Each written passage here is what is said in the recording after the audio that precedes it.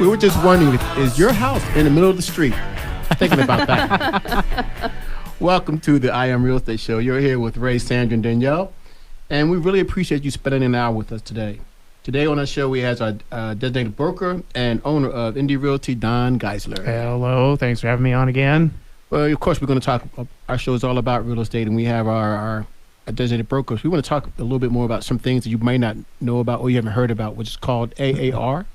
And I'll have Don tell us what AAR is, and then we'll go from there and think about some of the things in legislation that's come up. Yeah, I think I'm always really gratified to find out how much work NAR, the National Association of Realtors, and AAR, the Arizona Association, work on behalf of consumers in our communities. Right. And they don't know, most people don't know the exhausting amount of work that AAR does, working with the Arizona legislature and, giving their opinion and supporting or not supporting proposals and laws and ideas that they feel are detrimental to property ownership rights. Yes. I think every few years we hear people talking about adding sales tax to a home sale. And these are the organizations that are trying to protect the owner's equity in their homes by fighting those ideas when they pop up. Hey, Don is talking about first is NAR, who is the National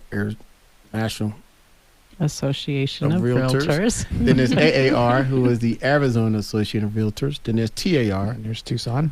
So it goes from the national to the state, all the way down to your city or your county. Mm-hmm. And then the whole thing is under ADRE, which is who govern us as realtors, which is the Arizona Department of Real Estate. Yeah, so the Arizona Department of Real Estate is the government entity that is responsible for licensing agents and for protecting the consumer. Like, their number one mission is protect the consumer. While the association, AAR, NAR, TAR, we're all members of the National Association of Realtors, which is a trade association, and it has over a million agents in it, and I'm always very, very proud of the work that they do. Yeah. Right now in Arizona, a proposal that was just on the table is about residential rental tax. And there currently is in Arizona tax on rentals when you rent a residential property. And so AAR has been very focused on trying to have it repealed, and actually worked across both sides of the political aisle to get some juice going on it and to get some understanding. They did pass it, but it did get to the governor's desk and get vetoed. So it's still it still lives out there right now. But NAR's position is just that it's pretty significant. Like, the average tax on monthly rent is about $51 a month. And their association's position is just that detracts from food bills. It detracts from qualification to buy houses. It's just an unfair burden on renters, and then the taking care of it is an unfair burden on the property owners. So, well, the property owner is already paying a little bit higher property tax, and that is already being passed on to the tenant. So we're then adding another layer of taxation to that tenant. Yes. Yeah, there's property tax out there. Property taxes are pretty extensive. I mean, we're lucky in Arizona. Sometimes I hear numbers from other states around the country, and the numbers will just knock your socks off, But we're pretty lucky in that respect. But the article I read today said that although the governor vetoed the proposal, she's indicated that she's open, to fleshing it out a little bit more, and was just not satisfied, I suppose, with this iteration of it. But it's still going to come back again. So also out there is there are proposals on the table to strictly limit short-term rentals. And so AAR was very clear that they were not going to be in support of that. Right. and that one didn't get very far, but that always has the ability to resurface again. And AAR's position appears to be, that such restrictions restrict property owners' rights. Restrict what they can do with their property. So, the question is, how does anybody walk the fine line between you have the right, to do with what you want with your property, while at the same time the neighbor has the right to also enjoy their property. This is one that I've actually, seen with my own eyes, meaning the short-term rental is across the street from my house, and have just seen, sometimes things don't go exactly according to plan. Sure. with Well, those and things. HOAs sometimes are the ones that are behind that too. They want to restrict the owner's rights to rent that property out, and a lot of HOAs require a 30-day rental period, and some 6 months. Yeah, and I think as of right now, HOAs, that is the appropriate medium, for that right now. That's more the community members, Right. Deciding on how to operate their particular community. Yeah. The proposal, I believe, that was in the legislature was restricting it like in a city. Like a municipality could only have X number of short-term rentals. And I didn't dig deep enough into it to see, what the rationalization for that is. But that one appears right now to not be going any further. I think Well, there is a certain amount of our inventory that's being bought up for short-term rental purposes, and that does impact the hospitality industry. So if you're looking to book a hotel and you're like, oh, I'll just jump on one of the short-term rental websites and see what I can get, I can see where the city would have an interest in taxing, if nothing else. I think Right. we've seen that in recent years, taxing the monies that are being made there because they're losing it on the hospitality side. Yeah, absolutely. I mean, there is always two sides to every story.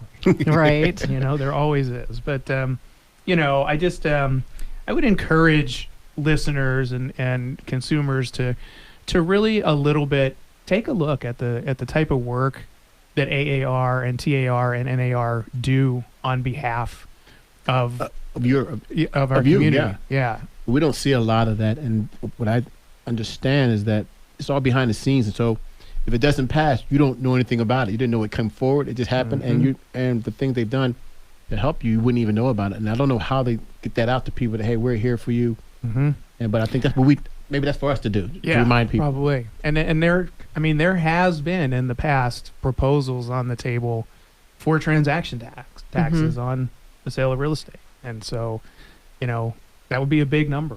That would be It would impact prohibitive. people selling in a huge way, and buying too, because everything's going to get passed on to the other people involved. So It would discourage first-time home buyers too if they know that they've got these big taxes they're going to have to deal with. It most certainly would. absolutely. Yeah, we are here with Don Geisler, who is the owner and designated broker for Indie Realty. They like it when I sit there and I slow down and I think a little bit, and I say, let me calm down a little bit. Yeah. We're heading to the break. We're here with Don. We're here with Sandra, myself, and Danielle, having a great time, enjoying this Sunday afternoon. I'm sure you guys had a fun day on Thursday when it was snowing. It's not snowing now. I know sometimes you're wondering why it takes a little while for us to come on the radio show. Did I really love this song, and I really want to hear a little bit more, and I do want to sing. And I do want to Thanks, sing. Tom. And my wife reminds me I cannot sing, so this is the reason why. But I just to get to beg hear the him. song. I don't remind him. I beg him. I There will plead be with him. no Like, singing from please, this section. please over stop here. singing to the intro on the show. Yeah. You listen to the I Am Real Estate Show with Ray, Sandra, and Danielle. We're here with our designated broker and owner of Indie Realty, Don Geisler. And we thought we'd talk a little bit about closed sales and love letters. And no, I thought we'd talk about fair housing. Fair housing. That sounds good? Sounds good, everybody? Yeah. Yeah, and I think so. The word love letters has kind of become an industry hot button out there. Insider jargon, but people know what we're talking about. Yeah. I'm going to ask you to take a step back, though, and talk Okay. a little bit about why fair housing came about. So, and we have this nifty new advisory out here, and discrimination is illegal. And that's what it says right on the top of it. Yep. And it's very detrimental to communities when every segment of the population is not being treated fairly. And so we have these protected classes that are entitled to be treated just as well as everybody else, right? Absolutely. And a couple of years ago, I think it was now, there was just a massive undercover expose, going on. And I believe it was on the East Coast somewhere.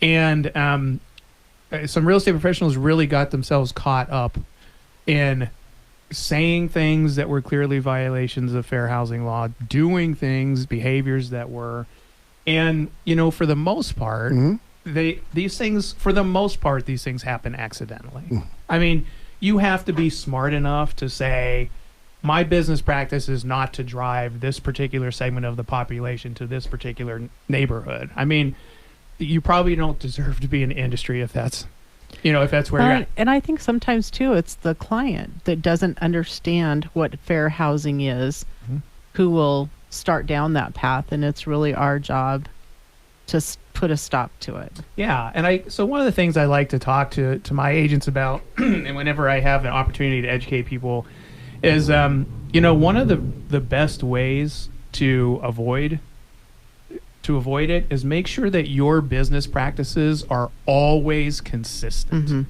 right? And sometimes those things will surprise you, right? Because if for example, if your practice is, I insist on somebody getting a pre-qual with a lender before I will put them in my car and show them any houses. Okay. That's my business practice. Well, that needs to always be your business practice, because then you can't demonstrate that you have deviations from that, because you can find yourself being accused, of treating people differently. Right. So I selectively, for lack of a better word, profiled you and determined that you are probably not going to qualify based on something that would be a protected class. So I selected you to go get pre-qualified, but I didn't ask my other clients to do that. And this was very similar to the story that we were heard from a couple years ago as part of the expos. So we've been in a really competitive market lately over the past couple of years, and something that's kind of reared its head again that's come up is what we call the love letter. So I alluded to that, and superficially it sounds wonderful, right? Like, we are in a people business. We want people to get along. We want to give our client a leg up. Right.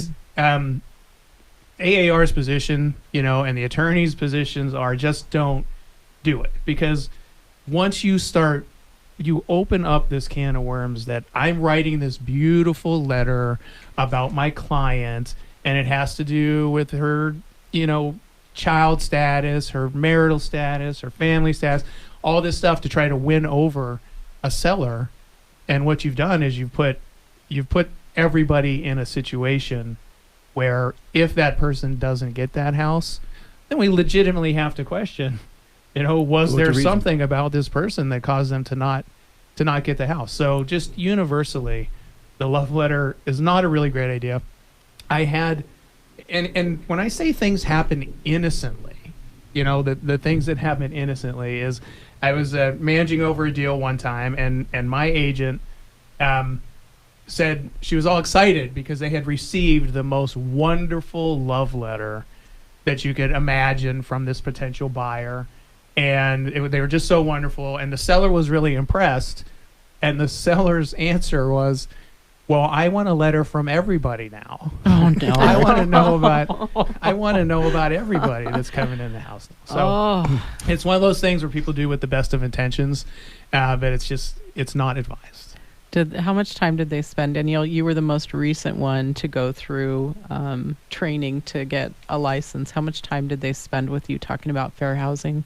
We spent a lot of time talking about it. We talked about, classifying what kind of situation would be a fair housing violation. We talked about specific examples in every single category, because they wanted to make sure that as newer agents that we were going out there protecting our clients and making sure that, like was mentioned earlier, if a seller is trying to say, you know what, I love this house. I'm sad I have to leave it. I want to know who's moving into my house. And so they start putting restrictions on it. We need to be able to step in and say, you can't do that. You don't get to choose who lives in your house. It's a transaction. It's not you choosing this person. If you're not gifting it to someone else, that's not something you're allowed to do. Right. I actually have that conversation when I take a listing, and we'll talk about, the different classes that are protected. And I use as an example, we'll go back to Super Bowl. You may be an Eagles fan, but you don't want Kansas City fan living on your street. That's okay, as long as that person doesn't fit any of these other classes. And go ahead and try to prove that. And so we just say, if the money's green, take the money. And actually, when we were presenting multiple offers, I was even uncomfortable with names being on that sheet. It was buyer number 1, buyer number 2, buyer number 3, because we don't want to give the appearance that we gave someone preference based on maybe what their name is. That you don't want to. And people are very serious about it. The industry, the government, everybody is very, very serious about it. But I had to defend one time. Another broker called me, and their buyer got beat out on a property, and he stated that he thought that it was because he was a minority. And, then we had to, we always document everything and cross our T's and dot our I's and stuff. But it turned out that this person was using a specific type of financing, and their offer was just, they were asking for concessions at a time where that was difficult. So, I felt really bad for that. I mean, I feel bad that there are people out there that feel like it's a possibility that they have to feel that way. Yeah. And it's probably based on the fact that it's happened in the past. And so we have to hear that. But again, anything we can do to protect our client, regardless of whether it's the buyer or the seller, I think to do things like, if I'm presenting multiple offers, I do a spreadsheet, and we compare the financing, the closing date, what, are they asking for concessions? There's so many things that they are and need to look at, but who the person is really is not relevant to the business decision that needs to be made. We're here right now you're listening to the I Am Real Estate Show. We're here with Diane Geisler, who is the designated broker and owner of Indie Realty. Is here with Ray, Sandra, and Danielle. We'll be back after the break. We are back. You're listening to the I Am Real Estate Show with Ray, Sandra, and Danielle, and we're here with our guest host, Diane Geisler, who is a designated broker and owner of Indie Realty. So let me ask the $1 million question. How's the market? How is the market? If real estate professionals are really trained how to answer that question, and the answer is, well, what exactly is it that you're trying to accomplish? Real estate is very localized and varies from neighborhood to neighborhood. What are you looking to do? Yeah, my answer is always to everything in real estate is it depends. It definitely does depend. But, the market right now is solid. It's different, but solid is how I would put it. I'm just looking at the graph with closed sales, and this graph goes all the way back from January 2020, through today, through January of 2023. And, just a real quick kind of bisection of it, on a monthly basis, looks like in the MLS we sell about, 1,400 houses a month has been normal over the past, 2 years. And now we're for the last 4 months, we're at about 800, So my answer to that for everybody is always, there are still over 800 houses per month selling in our market. Right. So you can still accomplish your goals for sure. And that brought up a question for me, just hearing you say that, and I lost it just like that. I hate it when that happens. I think the word the word you used was very challenging, even though nothing is impossible. You can make things happen, but it's very challenging. I mean, you need a good real estate agent who knows a little bit about the market, understand Tucson, understand what the philosophy we're going through and what we need to get through to get you to where you want to buy or sell your home. Yeah, and there are some things that seem to always pan out that when the market changes, I feel like we tend to see the outskirts, the outlying areas sort of feel the impact of it first, and my position on it, my expectation is just that when you're in town and prices go bananas, right, and they just go up, then sometimes you have to go a little bit further out, to get a good value. Well, so then when prices start to correct, come back down a little bit, people don't have to go quite as far out to accomplish their goals, maybe. So Less we see the outlying competition as areas well. start to slow down a little bit faster than the rest of the market. Not in every situation, but I think we Wow. also see that same dynamic when it comes to condo sales versus home sales. Condos are going to take, they'll be the first to slow down. If someone has the same option as far as, in their price point and what their needs are, they can buy a single family home. They may prefer that to a condo. So we'll see the condo market slow down a little bit before we would see the single family residences slow down. I mean, and we just, I participated just from a consulting standpoint in a sale up in Sun City recently. And I'm telling you that in that particular market, there was a flood of houses hit the market. And we moved down $60,000 on our asking price in the first 2 weeks because it just became clear that was what was going to happen, So I think you got to be in tune. You have to be constantly analyzing what's going on in the area that you're working, that you're trying to sell, because things change fast. I mean, this was one of those scenarios where it went from, there are 3 houses on the market and they're bumping up around 500,000. And then suddenly there were 33 houses on the market and they were more like 385. And that's a very seasonal market, I would assume. So yeah, I mean, you talked earlier about it being very localized. We can't assume that what's happening in Sun City would be happening in the heart of Tucson. Right. And the thing that I've heard throughout the conversation, and you keep bringing up 2 things: communication and curb your lender and seller's expectations. Those are 2 things we always seem to make sure that we always seem to remind us. Those are the things that are paramount at this time in the market. Yeah, I mean, expectations are critical. So when you're representing buyers, kind of what the process looks like, when you go into the repair process, and I think we have to be reasonable, and, the whole repair, inspection, negotiation process is supposed to be stuff that you can't live with, stuff that are safety issues. And sometimes we get involved in a transaction, we lose perspective.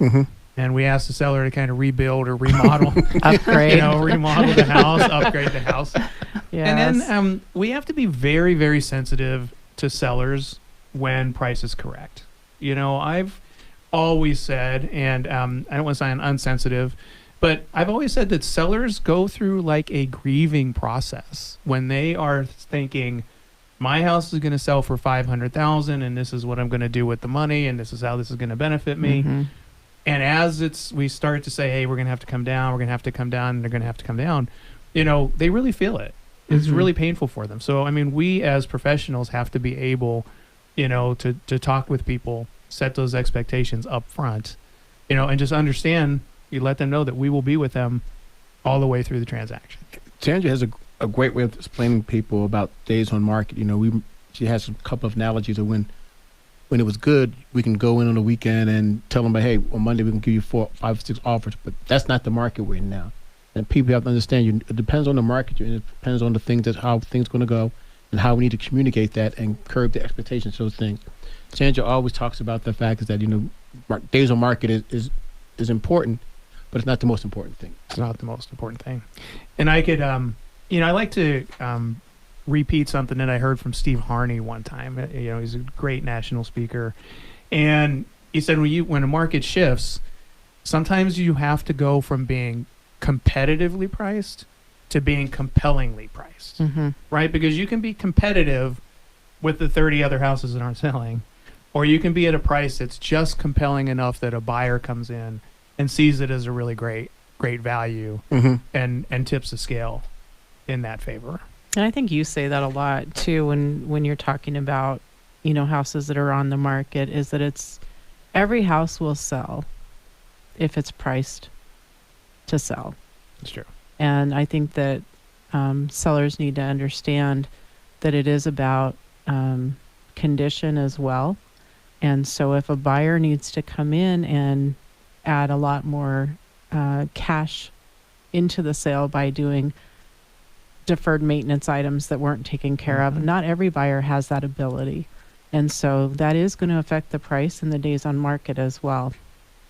Yeah, we're here with Don Geisler, who is the designated broker and CEO of Indy Realty.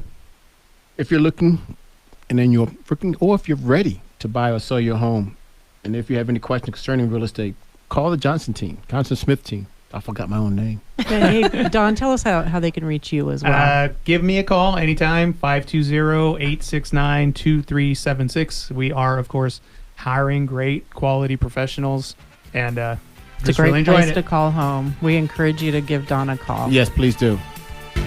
Into the I Am Real Estate Show with Sandra, Raymond, and Danielle. We've talked a little bit about how the market has been shifting and things are changing. And if you're putting your home up on the market, it may, the number of days on market may be a little bit different. And as that shifts, some things that can make you stand out with your home being on the market is staging. And so our next guest, we're going to talk about some staging and what that looks like. So we've got Monica Kluge with Red Sea Home Staging. How are you doing today? I'm great. Thanks for having me. Thanks for being here. We're excited to have you as a guest. And you're actually the first person to be on the show to talk about staging. So wonderful. Yeah, welcome. Who are most of your clients? Tell us what your perfect client looks like, or the person who should be calling you would look like. Real estate agents actually are my perfect clients. Listing agents who have properties that are going on the market. My goal is to help agents sell their properties for more money and in the shortest amount of time. And real estate staging definitely helps to accomplish that. So I think part of the benefit that you have in staging is just the photography. Yes. And how a house photographs. Do you want to speak to that a little bit? Absolutely. There have been so many surveys done between NAR, the National Association of Realtors, and the Real Estate Staging Association, and House, and Realtor.com, so on and so forth. Lots of surveys and data there, and all of them agree that staging makes an impact. 99% of millennials actually shop online first before they go see a property, and that's the first impression. We often tell our clients that if we can't catch someone's attention online, we can't get them through the front door. Right. And exactly. so that first impression is so important. Yes. So what you're kind of saying is that what the sellers need is, when they think of selling the house, you're probably one of the first or second calls to make sure you understand what's going to stay at the house, or what you can bring to the house for it to help them stage their property to give it the best look. Absolutely. One of the things that agents love is that I get to be the one to have those difficult conversations with the sellers. Yeah, you nailed it with that. Sometimes when you go into somebody's house and you go, I know you love that painting, and I know that someone you love painted that painting, but not everyone is going to appreciate what you have, right? Oh, yeah, that's an ugly conversation. Oh, can we say thank you for that? You are welcome. Yeah, absolutely. It's important to approach the sellers gently and to help them to understand why. Right. Right now, when someone's in a home, they're home. It's their stuff. It's their life. It's their memories and all of that. But when it comes time to sell, the home becomes a house instead. Okay. And so the idea is to market the house and not all the stuff and the people's lives, and having the conversation with sellers about what they can do, like talking to them about their memories that they've had in the house, and then kind of shifting that conversation over to, well, won't it be nice to have another family here that can create those same kind of memories in this home? And it just kind of helps them to get on board.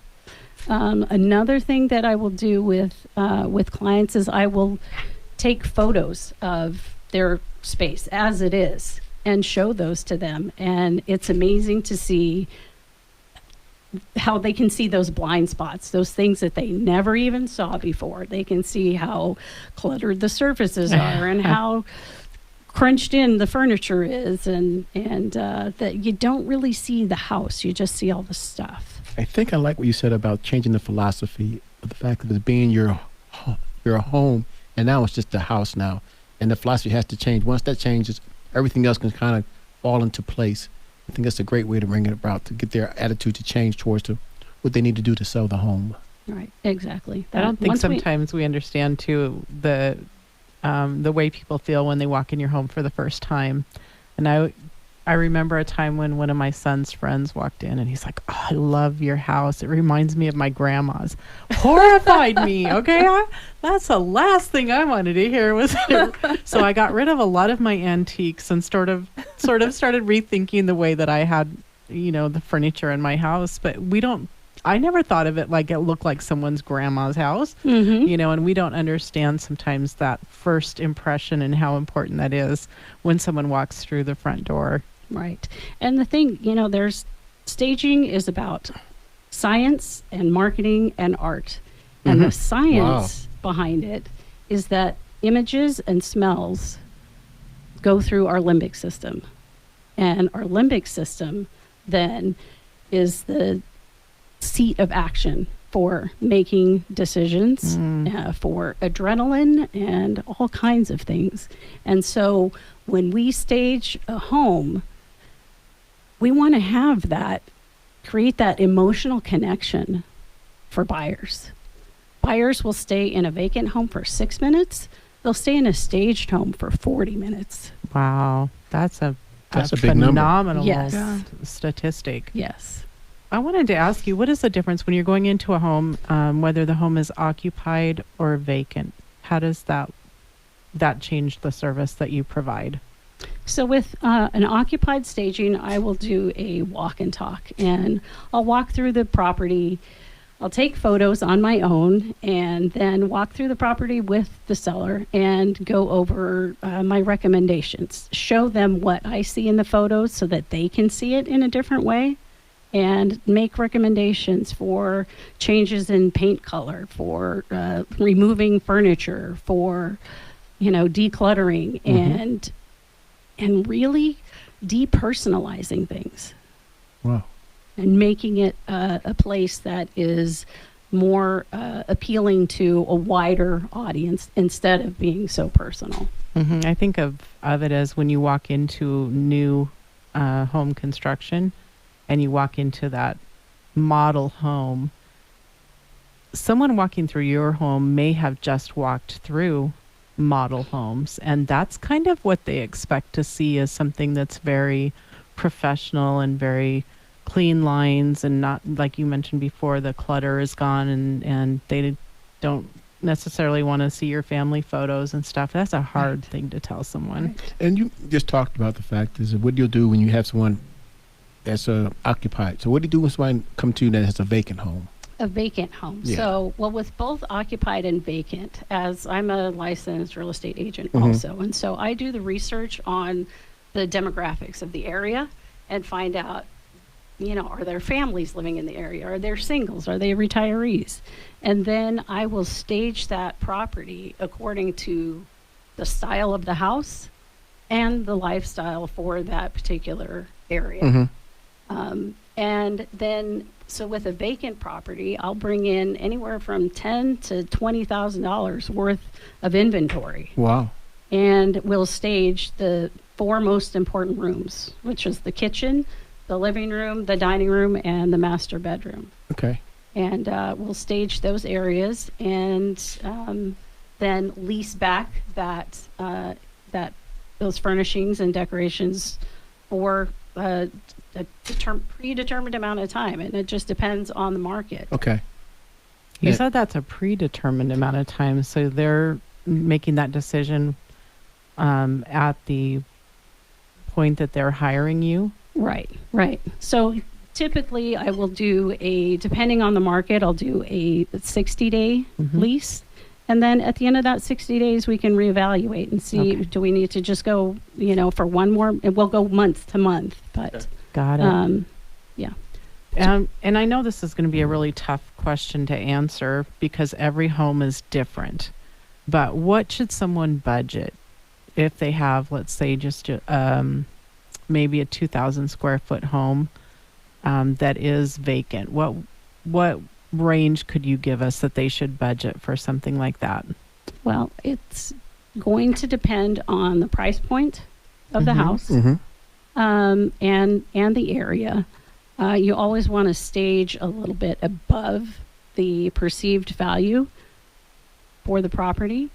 I would not have thought of that. So that's Yeah. interesting to hear you say that. So a That makes house in sense. central Tucson, you're not going to stage the same as you are the same square footage in the foothills. Right. And so it just depends. I heard you Weird. say that earlier. Yeah, my favorite real It estate just words are- depends. So what's the process? The process, they give you a call, or the agent gives you a call, and then what? Yes, an agent will give me a call. I will typically the agent pays for the consultation, and I will go and meet with the seller and do either the walk and talk or do the vacant, have that conversation about the vacant staging. And then we, Go ahead. and After we do that, you sit there, you meet them, talking about whether it's vacant or occupied. You Do tell a them what's going on. proposal or something Mhm. at that and point. put together a proposal, right? Okay, and And, that was not fair. We're running out of time, and I know. just kind of gave a little "let's wrap this up" signal, and I caught Monica off guard with that. How do people get a hold of you? My website is redseahomestaging.com, and I'm also Red Sea Home Staging on Instagram.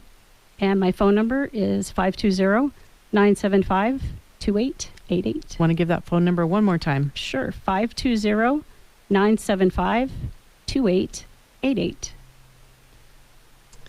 And an additional thank you to our amazing sponsors, Horizon Inspections, Indy Realty, Inspired Life Mortgage, Rego Pest Prevention, Pioneer Title Agency, and Caring Transitions. When you use one of our sponsors, let them know that Sandra, Raymond, and Danielle sent you. Thanks for being here. Thanks for being here, Monica. Really appreciate it. Thank you for having me.